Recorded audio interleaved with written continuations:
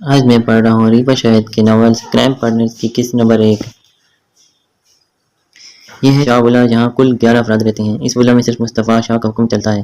یہ ولا باہر سے جتنا خوبصورت اندر سے اس سے کئی زیادہ خوبصورت ہے، اور اس میں رہنے والے افراد بھی بہت اچھے ہیں، بس 2 افراد کو چھوڑ کر، اور وہ کیوں اچھے نہیں کہلائے جاتے وہ آپ آگے جان جائیں گے۔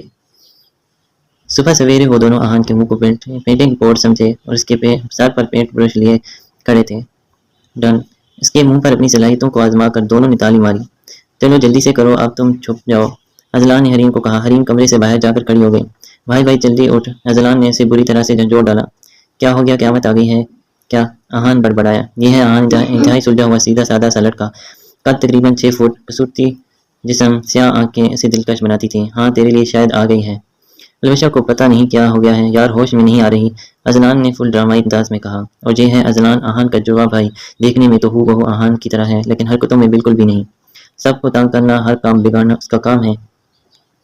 کیا ہوا اسے؟ آہان فوراً اٹھ کر کھڑا ہو گیا۔ پتہ نہیں کیا ہو گیا ہے، تو اٹھ جلدی نیچے جا، اذلان نے کہا۔ آہان کی جان ہی نکل گئی تھی۔ الوشہ کا سن کر وہ فوراً نیچے کی جانب بھاگا۔ ہاں اب آئے گا مزہ، حریم نے کمرے میں آتے ہوئے کہکا لگایا۔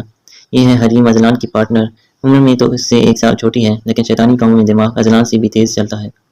ہر بگڑے کام کے پیچھے ان دونوں کی شرارت ہوتی ہے، یہ دونوں مل کر پورے گھر میں تباہی مچاتے ہیں۔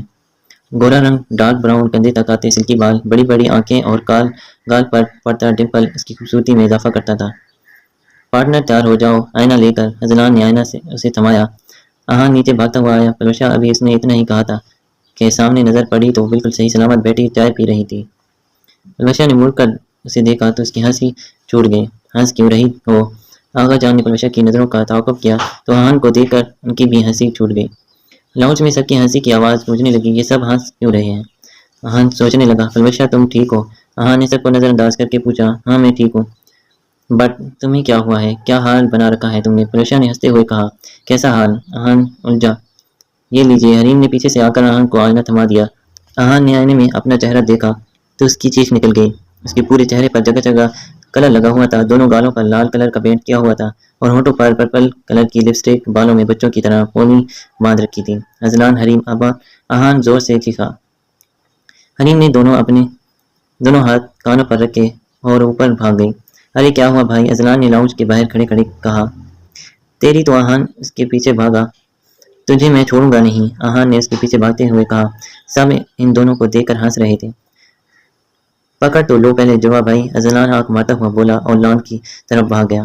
بیٹا پہلے تو اپنا منہ دھو لو، بعد میں اسے پکڑنا، آغا جان نے ہنستے ہوئے کہا۔ آہان نے پلوشہ کو دیکھا تو وہ بھی ہنس رہی تھی۔ آہان منہ بناتا ہوا شاور لینے چلا گیا۔ اس بار نہیں چھوڑوں گا تم دونوں کو میں، آہان شاور لے کر باہر آیا۔ اس بار ایسا مزہ چکھاؤں گا نہ یاد رکھو گے کہ کسی سے واسطہ پڑا تھا۔ آہان ڈریسنگ ٹیبل کے آگے آ کر کھڑا ہو گیا اور بڑبڑانے لگا۔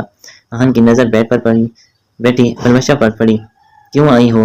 آہان نے خلکی سے کہا۔ چائے لے کر پلوشہ نے چائے کی کپ اس کی جانب بڑھایا۔ یہ ہے پلوشہ، سب کی فیوریٹ، آہان کی منگیتر، گھر میں سب سے اچھی بچی، گورا رنگ، درمیانہ قد، لمبے کرلنگ بال اور چہرے پر ڈھیر ساری معصومیت، اسے بہت دلکش بناتی تھی۔ کیوں لائی ہو؟ ابھی تو بڑی ہنسی آ رہی تھی نا مجھ پر، آہان اس کی جانب بڑھا۔ مجھے تو ابھی بھی آ رہی ہے، پلوشہ نے مسکراہٹ دباتے ہوئے کہا۔ آہان منہ بناتا ہوا واپس مڑ گیا۔ تم بس پلان ہی بناتے رہنا۔ ان دونوں نے اپنا سارا کارنامہ بھی سر انجام دے دیا۔ پلوشہ نے قدم اس کی جانب بڑھائے۔ کیا مطلب؟ آہان نے حیرانگی سے پوچھا۔ مطلب یہ، پلوشہ نے موبائل اس کی جانب کیا۔ آہان نے واٹس ایپ پر لگا سٹیٹس دیکھا تو غصے سے لال ہو گیا۔ سٹیٹس پر آہان اس کی صبح والی تصویر لگی ہوئی تھی اور نیچے لکھا تھا کہ تمہیں کیا لگتا ہے صاحب؟ مجھے تو آہان لگتا ہے۔ اذلان، آہان چیخا اور کمرے سے نکل گیا۔ یہ صرف چیخ ہی سکتا ہے، پلوشہ نے ہنستے ہوئے نفی میں سر ہلایا۔ سنو سب بچوں، کل شام میرا اکلوتا نواسا بہت عرصے کے بعد ترکی سے پاکستان آ رہا ہے۔ اس کا اچھے سے استقبال کرنا اور کوئی شرارت نہیں کرنی۔ آغا جان نے آخری جملہ حریم اور اذلان کی جانب دیکھ کر مکمل کیا۔ اذلان اور حریم نے منہ بنا لیا جبکہ سب نے اسبات میں سر ہلایا۔ مصطفیٰ شاہ، آغا جان اور صفیہ بیگم کے 4 بچے تھے۔ سب سے بڑے بیٹے جاوید صاحب اور ان کی بیگم صدف کے 2 جڑواں بیٹے تھے، آہان اور اذلان۔ منجلے بیٹے الیاس صاحب اور ان کی بیگم عائشہ کی ایک بیٹی تھی پلوشہ۔ چھوٹے بیٹے یوسف صاحب اور ان کی بیگم مریم کو بھی اللہ نے ایک بیٹی سے نوازا تھا جس کا نام انہوں نے حریم رکھا تھا۔ سب سے چھوٹی بیٹی ارم اور ان کے شوہر ابراہیم کو اللہ نے ایک بیٹے سے نوازا تھا جس کا نام انہوں نے جہان رکھا تھا۔ ابراہیم صاحب کا تعلق ترکی سے تھا۔ ارم بیگم کی ان سے پسند کی شادی ہوئی تھی۔ اہان ابھی تک پہلا پلان ہی تیار نہیں کر پایا تھا اور ان دونوں نے اسے ستانے کا ایک اور طریقہ سوچ لیا تھا۔ وہ دونوں ٹریس پر پانی کی بالٹی لیے کھڑے تھے اور اہان کے آفس سے آنے کا انتظار کر رہے تھے۔ اہان کی گاڑی کے ہارن کی آواز پر دونوں ہوشیار ہو گئے اور جیسے ہی وہ گاڑی سے اترا حریم نے ٹھنڈے پانی سے بھری بالٹی اس کے اوپر الٹ دی۔ اس نے پہلے خود کو دیکھا اور پھر ایک غصے بھری نگاہ اوپر کی جانب اٹھائی۔ یہ ہے جہاں بالکل اپنے ترکش باپ پر گیا تھا۔ بھورے بال، نیلی آنکھیں، مغرور ناک، ہلکی سی بریڈ میں وہ بہت ہینڈسم لگتا تھا۔ جہاں ایک کم گو اور سنجیدہ مزاج لڑکا تھا۔ کچھ لوگوں کا کہنا تھا کہ جتنا وہ ہینڈسم ہے اس سے کئی زیادہ وہ کھڑوس ہے۔ او تیری، یہ تو اہان نہیں ہے۔ اذلان نے زبان دانتوں تلے دبائی۔ اوہ شٹ، اب میری خیر نہیں۔ حریم چپ گئی۔ یہ کیا ہوا؟ اہان نے گاڑی سے اترتے ہوئے کہا۔ وہ کسی نے اوپر سے پانی پھینک دیا۔ وہ نے اپنے گیلے کپڑوں کی طرف دیکھا۔ یہ ضرور ان دونوں کے ہی کام ہے۔ ابھی تک صرف مجھے تنگ کرتے تھے، اب تمہارے ساتھ بھی شروع ہو گئے۔ اہان نے کہا۔ کون دونوں؟ اس نے پوچھا۔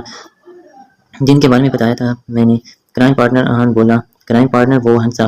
جی ہاں، ہر بگڑے ہوئے کام کے ذمہ دار حریم اور اذلان۔ اہان نے ان دونوں کا تعارف کروایا۔ اچھا چلو یار، تم اندر کپڑے چینج کر لو، سردی ہے، بیمار پڑ جاؤ گے۔ اہان فکر مند ہوا۔ وہ اس کے ساتھ آگے بڑھ گیا۔ آج شاہولہ میں عدالت لگی تھی۔ جج صاحب آغا جان اپنی کرسی پر برجمان تھے۔ حریم اور اذلان مجرموں کی طرح ان کے پاس کھڑے تھے۔ اہان گواہ کی طرح ان کے کارنامے بتا رہا تھا اور باقی سب تماشیوں کی طرح بیٹھے تھے۔ کیا جو اہان کہہ رہا ہے سچ ہے؟ آغا جان کی روب دار آواز گونجی۔ حریم اور اذلان خاموش تھے۔ کچھ پوچھا؟ میں نے کیا یہ شرارت تم دونوں میں سے کس کی تھی؟ آغا جان پھر ایک بار گویا ہوا۔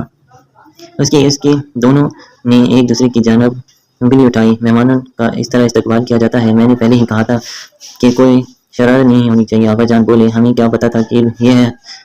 ہم تو سمجھ رہے تھے اہان ہے۔ حریم نے منہ بناتے ہوئے کہا۔ اور آپ نے ہی تو کہا تھا انہیں کل آنا تھا۔ ہمیں کیا پتا تھا آج ہی آ جائیں گے۔ اذلان نے جہان کو گھورتے ہوئے کہا۔ بس چپ، اب اور آئندہ ایسی کوئی حرکت نہیں ہونی چاہیے۔ آغا جان نے سختی سے کہا ہے۔ جی، دونوں نے اس بات میں سر ہلا دیا۔ جاؤ اب، آغا جان بولے۔ حریم نے جاتے ہوئے جہاں گھور کر دیکھا اور وہ بیچارہ تو بالکل خاموش بیٹھا تھا۔ بیٹا تو رک جا، بتاتا ہوں تجھے، اذلان نے اہان کو اشارے سے کہا۔ اہان ہنسنے لگا۔ آج اہان شاہولہ میں لگی عدالت کو بڑا ہی انجوائے کیا تھا۔ بس بھی کرو، رونا حریم کیوں پاگل ہو رہی ہو؟ پلوشہ حریم کو سمجھا رہی تھی جو کب سے روئے جا رہی تھی۔ انہوں نے میری بےعزتی کی تو تم کہہ رہی ہو میں بس کر دوں؟ حریم نے تکیہ منہ سے اٹھایا۔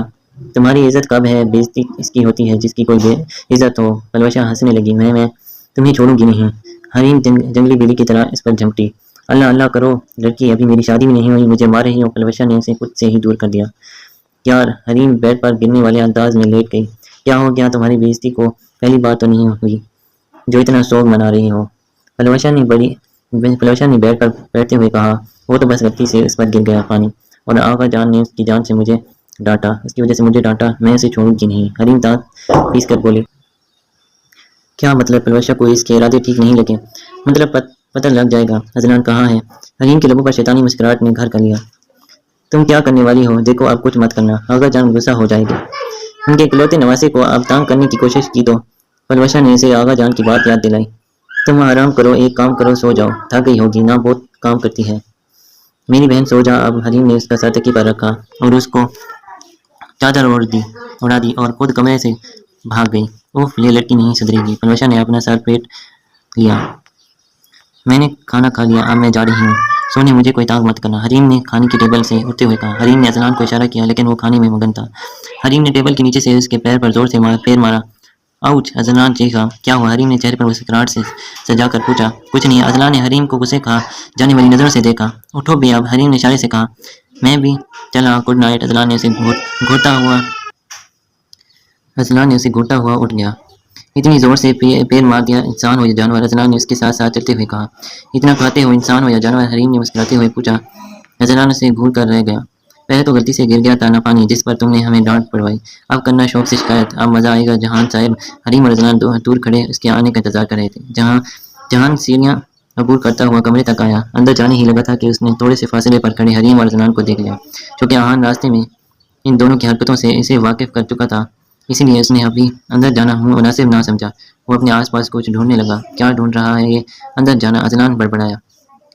جہان کو ایک لکڑی دکھی، اس نے اسے اٹھایا اور لاک کھول کر اسے دروازے پر زور دیا اور خود باہر ہی کھڑا ہو گیا۔ حریم نے اپنی آنکھوں پر ہاتھ ڈال رکھا تھا۔ جیسے ہی دروازہ کھولا پانی کی ایک بالٹی نیچے گر گئی۔ بیٹا سامنے رکھ، عدنان نے اسے ہلایا۔ کیا؟ حریم نے سامنے دیکھا تو حیران ہو گئی۔ ایسے کیسے پتہ؟ ہم نے یہاں بالٹی لٹکا رکھی تھی، حریم نے تعجب سے کہا۔ جہان ہنسنے لگا ان دونوں کی ان بچگانہ حرکتوں پر۔ بالٹی اٹھا کر اس نے سائڈ کی اور اپنی سوٹ کیس کپڑے نکال کر فریش ہونے چلا گیا۔ جیسے ہی وہ واش روم میں انٹر ہوا، ٹھنڈا برف پانی اس پر گرا۔ اوہ مائی گاڈ! جہان غصے سے لال ہو گیا۔ جہان نے اوپر دیکھا تو وہاں ایک اور بالٹی لٹکی ہوئی تھی اور اس پر ایک چٹ لگی ہوئی تھی۔ جہان نے وہ چٹ پڑھی، ہم سے پنگا از ناٹ چنگا کرائم پارٹنر۔ جہان نے چٹ مسل کر پھینک دی۔ جاری ہے۔